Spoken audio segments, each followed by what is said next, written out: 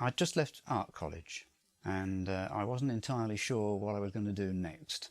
I wasn't sure whether I was going to do an illustration course, but also car design was something that interested me. So while I was in the state of confusion trying to make up my mind which route to take, my father spotted an advert in his evening paper which simply said, "Film company requires model makers."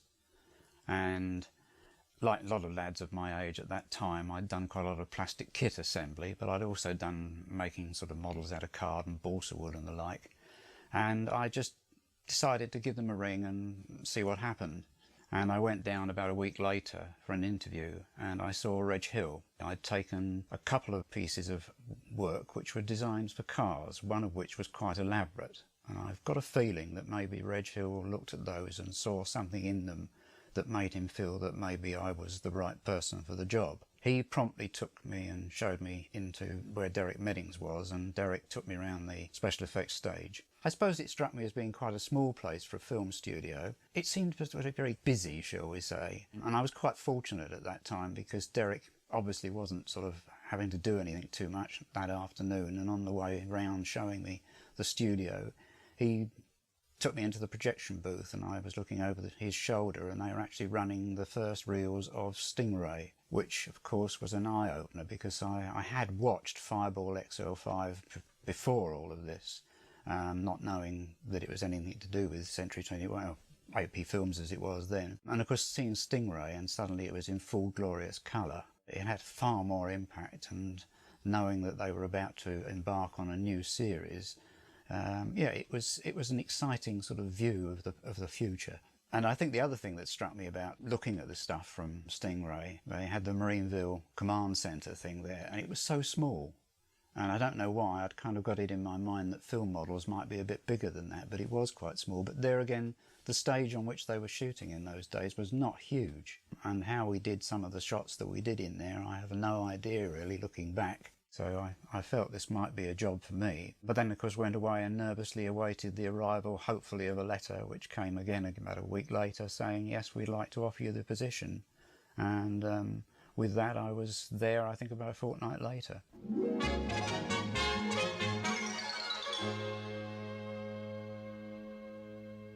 I had thought, obviously, when arriving, I was going to go straight into the model shop. But that didn't actually happen because Derek immediately collared me and said, "You do plans and elevations, don't you?" And I said, "Yes."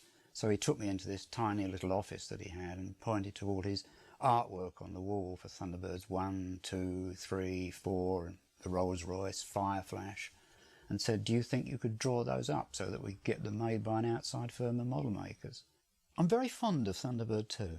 I don't know if anybody's ever seen the original piece of artwork that Derek did for Thunderbird 2, but if you look at it, it looks quite different because the front of it is extremely rounded and blunt. And Derek looked at the artwork and he said, "I don't know if you can do something about that shape of that at the front, can you?" So I suppose I can lay some claim to the fact that the front of the thing was me, even if the rest of it was Derek. So I spent the first, I don't know quite how many weeks, but it was quite a long time over there, drawing all of those up. And then I went across to the model shop, and by that stage, Tracy Island, the house and everything, that was already completed. There was only 1 or 2 more bits to do to that. The first model I really worked on was Lady Penelope's mansion, which again was almost complete, and I was just helping sort of weather it and paint bricks on it and various things like that. But the first model I actually constructed at that time was the Hood's Temple, which was fun because I was working with expanded polystyrene and I'd never worked with it before, and quite a learning curve, quite a quick learning curve as well. I was taken out on the stage very early in the pilot of Thunderbirds, and I was made to crawl under the set and hang onto a piece of wire which was attached to the back of a truck, which was a very small matchbox toy, right in the background. There was a piece of wire on the front of the truck as well, and also under the set was my colleague Roger Dickin. Roger sort of pulled the truck so far across, and then I applied pressure on the wire at the back, and it stopped and stayed stopped. But unfortunately, with me on the other end, it had a tendency to start going backwards as well. And Derek very quickly cottoned onto the fact that I was absolutely useless at doing this, and I was never really allowed to get near anything of the same nature again after that. In the early days, when we were building sets, it's trying to find ready-made things that you could quickly stick some glue on it and stick it on a wall and it looked wonderful. And I'm not quite sure who was responsible. Well, one of us, somewhere along the line, had the bright idea of sticking what is so obviously a lemon squeezer when you see it on the wall, that every time I see the opening sequence of the Thunderbirds takeoff and I look at that lemon squeezer, I just sit there and think to myself, why, oh why? And I mean, if it was me, I hold my hand up guilty, but I don't know whether it was me because it was all done in such a mad rush anyway. But there were other things that were in the Thunderbirds hangar, and a thing that was, in its day, it was called a sea bacroscope, which was a kind of periscope, very highly detailed, and there's two of them stuck somewhere near this lemon squeezer. They're brilliant shapes, but the lemon squeezer, no, never again. One of the other things that I did right at the beginning was working on the airport buildings for the London airport sequence of the pilot. And those were all made out of cardboard, and it was relatively quick to do them. The only thing is that they don't last that long, and cardboard has a tendency to do strange things under very hot lights. And I must admit, when I first joined, I hadn't appreciated just how hot the lights would get and how many there would be of them. The lighting cameraman was bouncing 10Ks all over the place, and you could begin to see things ever so slightly wilting if you had them out there long enough. The process that we used to make the models look real, or hopefully look real, there were two parts to it really.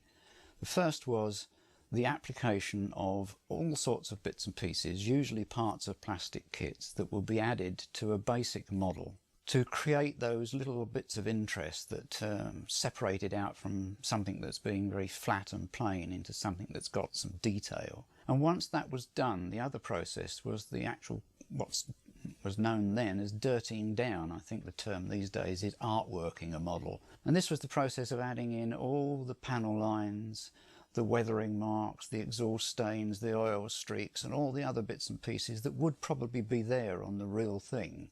And because we're so used to looking at the real thing, we don't really study it, we don't really take much notice of these things. But if you just put a model that was painted the right colour, without any of the detail and the weathering on it, it looks just like a model that's painted the right colour. It really is, it makes that much difference.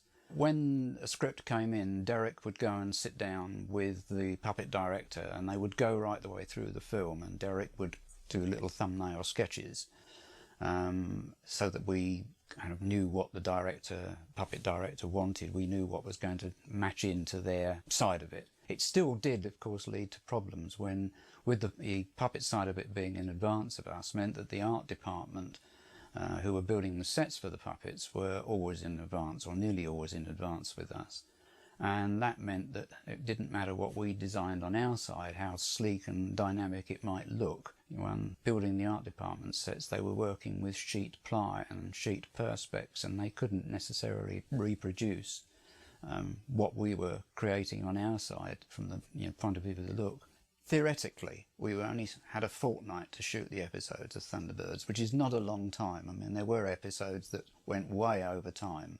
Attack of the Alligators, one I remember, which went on for an awfully long time, simply because the alligators that we got in wouldn't cooperate. But there we go. We were probably talking about 120 special effects shots in some of them. You couldn't necessarily indulge yourself in, oh, it'd be nice to do this, wouldn't it be nice to do that? You just had to do what was reasonable and get it out there and get it in front of the camera. Otherwise you'd have a rather irate director sort of coming in to tell you what he thought of you, basically. The first design I ever did was something that I wasn't asked to do, and I just thought when I opened the script and saw the words recovery truck that I might have a go at this, just for my own amusement. And I did a piece of artwork, full colour, quite posh it was, and I took it in and I showed it to Derek rather cheekily, and Derek took one look at it and said, yes, I like that, we'll use it. And I must admit I was very, very surprised, because I didn't think that was going to be his reaction. 2 or 3 episodes later he came to me and said, Mike, he said, I haven't got time to design everything for the episode. The episode was End of the Road. Would you like to have a go at Eddie's truck? Which I did. Every now and again I would get myself involved in designing the guest vehicles or craft. Also buildings, because Derek was never very happy designing buildings, so I quite often ended up with those. And then after I'd been in the model shop about 11 months, Derek asked me if I would join him as his assistant. and take over the role of storyboarding, which would really become quite difficult to do because by that stage we'd actually got 3 stages of special effects, and that meant sometimes that we were shooting on more than one episode. When I was designing, my philosophy was that I was designing for the day after tomorrow, so I didn't want to try and embark on going way into the future. And although script writers were quite often kind enough to provide us with a description of the craft or the vehicle, we normally promptly ignored those. But what we were driven by was what the thing had to do. What was it? Where did it go? How many people had got to sit in it? What had it got to have? Weapons on it, or secret compartments, or whatever. We didn't have an awful lot of visits from Jerry or Sylvia. I mean, I think Sylvia came down to the department more often because she was involved in the costumes and the puppet side of it. But certainly from Jerry's point of view, we didn't see him very often, and 9 times out of 10, if he came round at all, it was because he was showing someone round. I think he was busy producing. You know, otherwise the workload went up with more episodes and things. I think they all found that they got plenty to keep them occupied without wandering around and sort of getting in our way, really. And I always remember meeting Jerry many years afterwards, and he was talking about the London car view from Captain Scarlet, and he said that he really liked my design. He said, I really didn't imagine it was going to be like that, Mike. He said, I had something more in mind with the Eiffel Tower. When someone says something like that, you're kind of glad it's not coming down from the top and you're being left to do it your way. My role changed when we got to Scarlet because for the first time Derek asked me if I would design some of the main vehicles. So I got to design the Spectrum patrol car and the Spectrum jet and the Spectrum helicopter and the maximum security vehicle. That sort of then went on through the rest of the series, that I was more involved in the design side. Derek started to get involved in the feature films that were being shot, like Thunderbirds 6, and so he was more and more being sort of pulled away from doing that, so more and more fell to me. And by the time we got to Joe 90, I think I'm right in saying the only thing Derek designed was Mac's car. We both had sort of telltale giveaway, that's a Mike Trim or that's a Derek Meddings. Derek liked intakes, and sometimes he did intakes on intakes, which was an interesting concept. For me, it was always what became known as the trim proboscis, which was some kind of arrow-pointed thing sticking out the front of a model, which I managed to work into quite a few, which the assistants on the stage absolutely hated, because if you think of a model that's being pulled at very high speed because it's being filmed and slowed down, someone's got to stop that thing at the end of its run, and being hit by an ordinary model could be quite painful, but something sort of pointed and needle-like sticking out the front is not really what you want to try and catch hold of. So it didn't go down well, but I thought it looked quite nice anyway. I think it's worth pointing out though, and it's something that a lot of people that like the shows don't necessarily realise, there were a lot of things that appeared on screen that were never designed by anybody. They were made by model makers as they went along, and this is one of the skills that the model makers had, and I think it's a skill that not necessarily many model makers have, to be able to be given a perhaps most a scruffy sketch by my part and then to turn it into something nice, but quite often without the scruffy sketch it might just be a drawing on the storyboard, and they were able to work it through and make something.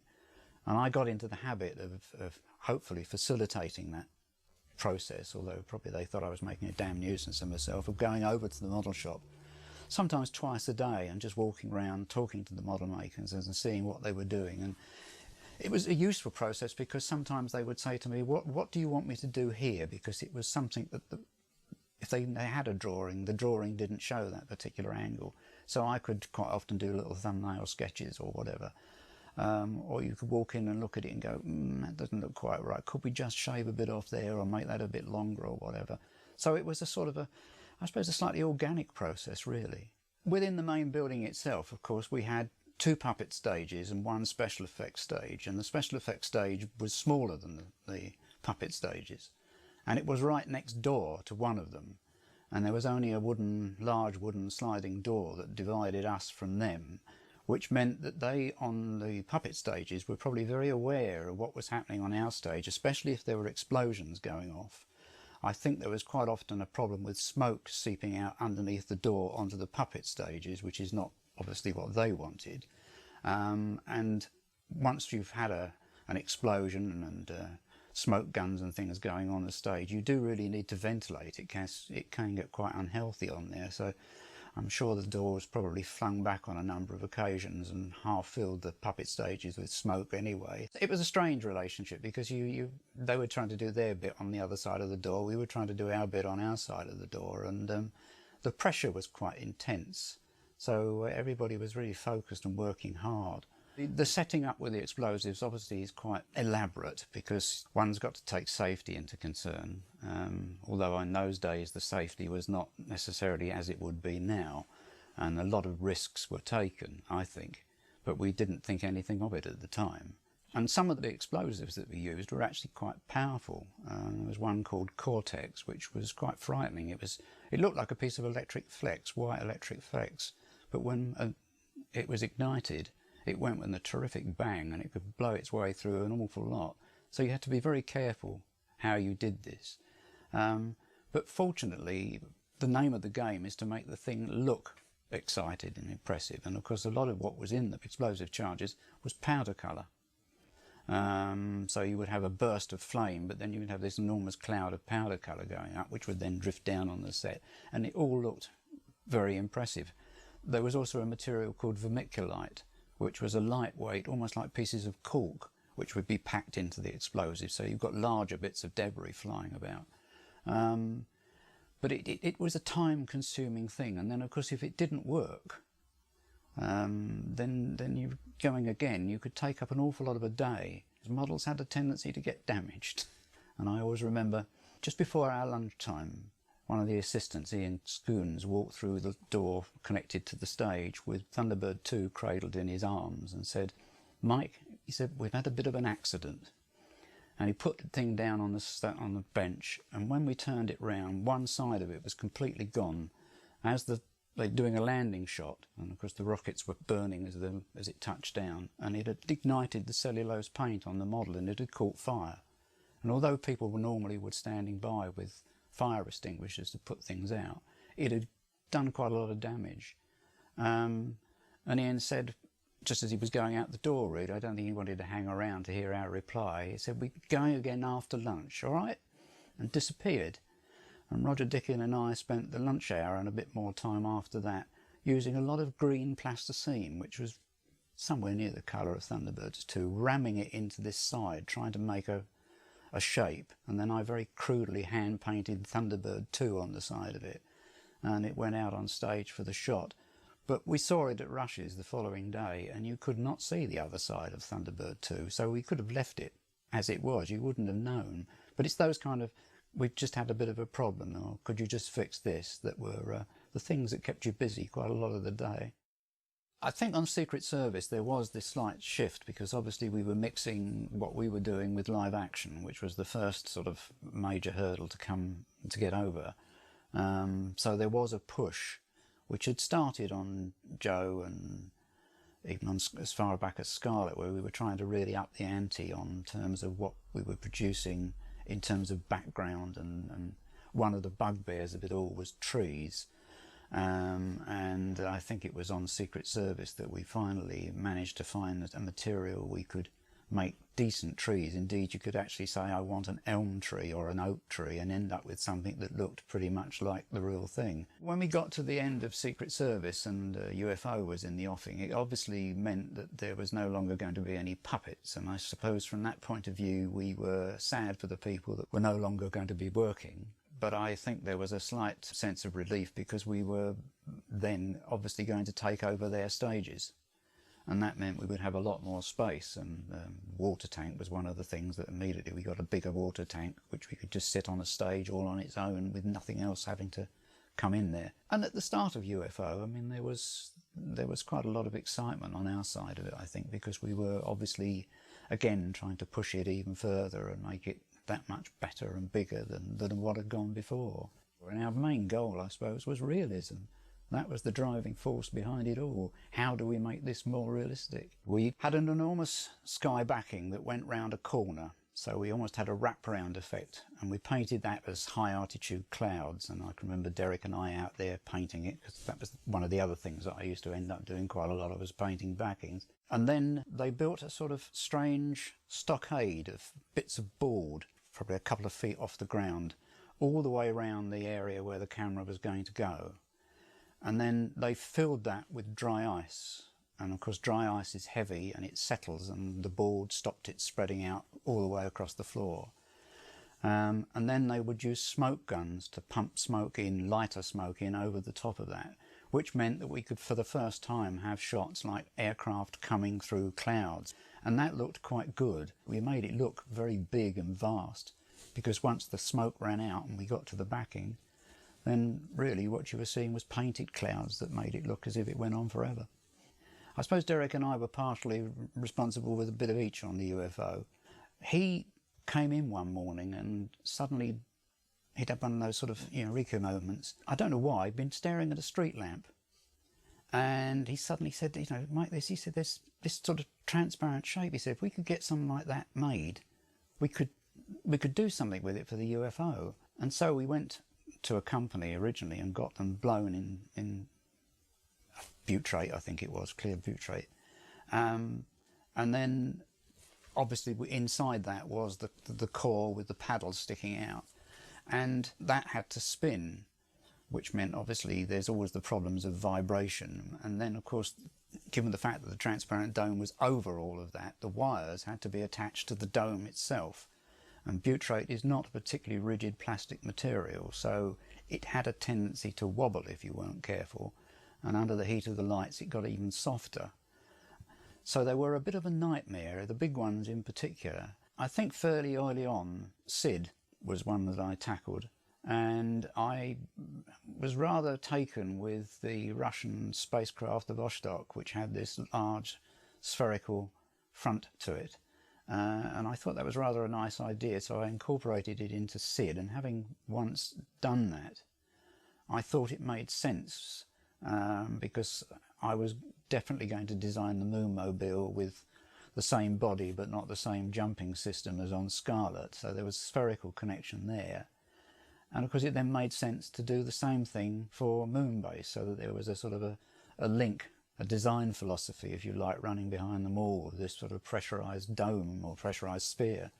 The Shadow Mobile design came about by a rather roundabout route. On Joe 90, there was an episode that was based on a French film, which was about 3 trucks trundling explosives, dangerously high explosives, nitroglycerine I think it was, up over the mountains from one place to another. So I designed the trucks, and Dave Lane, who was at that stage the producer, phoned me up one day and said, Mike, can we have a natter about this truck? And I went in, and I'd done what I normally do, and that's this sort of big wide truck, like a massive windscreen on it. And he said, Mike, he said, we really can't have a set that big for the puppets. He said, it really won't work. They'll be sitting miles apart. Is there any way that you can make it smaller? So I did. I left the truck the same width, but I narrowed the cab down, which gave a quite interesting shape, actually, and meant that the puppets were then sitting virtually alongside one another. When we were still making UFO, I seem to remember that a memo went up on the notice board saying that the series was doing quite well, and they sort of firmly expected there to be a second series. So I think everybody sort of approached the end of the first series with that expectation. And then as the time went by, of course, it didn't happen, and bit by bit the crews were let go, and slowly there was only a handful of us left. And I think what was more of a surprise was the fact that the end of UFO meant the end of Century 21. That I don't think any of us saw coming.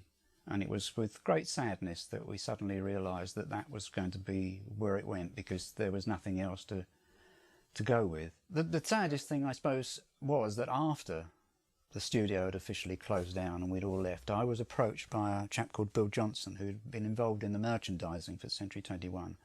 And he said he was going to, or wanted to put on an exhibition of special effects models at the big London store Whiteley's. And would I be interested? And I immediately said yes, I would. we went up and looked at Whiteley's and found this huge, great empty space with nothing much going for it, and thought, what the hell are we going to do here? And the first thought was, let's get in the car and go down to Slough and see what we can get in the way of models to bring in.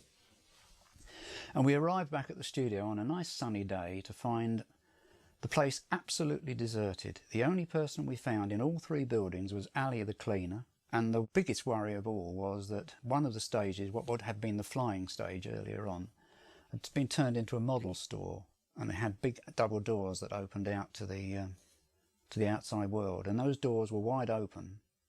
And Ali wasn't in that building, he was in second or third building, I think it was. We finally found him. And stacked on the car parking area outside were a lot of sets that had been smashed up. And obviously the place was open to anybody to come in and filch. I'm surprised there was still stuff there for us to take, quite frankly, because over the back of Century 21, across the other side of the playing field, was the Britworth Council estate, and the kids there were fairly notorious, so I'm sure some of the things disappeared and that's where they went. And so we took models and we went and put the exhibition on at Whiteley's, and then when we came back we put it all back where it was and left it. And now I really wish we'd just been a bit naughty and decided to keep some of it, because I'm sure most of it never survived. I don't know, it was one of the saddest times of my life really, because I think there was probably a couple of hundred people all involved at Century 21 one way or another, and suddenly it was all going, and there was people with all sorts of skills that were probably no use whatsoever in the outside world, having to think of what can I do to earn a living, because at the same time the film industry more or less collapsed. The Americans decided it was better to make films at home rather than in Britain, and the money was withdrawn. So it was not a good time. My dad said to me some stage during my time there, if someone gave you a clean piece of paper and asked you to write down your perfect job, you're doing it now, aren't you? And he was absolutely right. I was in seventh heaven. Yes, it did get a bit gutty at times because of the pressure, and I must admit I nearly folded at one stage I was trying to be all things to all people and do more jobs than I should have done really, and I had a couple of weeks off and came back and found that I got 3 other people helping me, which rather suggested how much I'd been overdoing it in the first place. But overall, I wouldn't have changed it for the world.